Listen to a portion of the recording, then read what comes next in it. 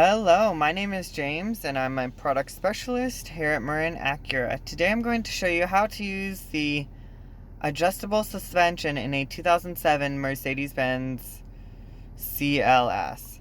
So we will look down on below the gear selector and you'll see this button and these.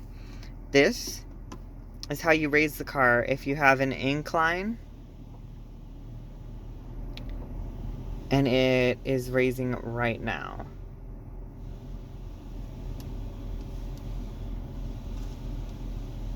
And to go lower, you would just press it again.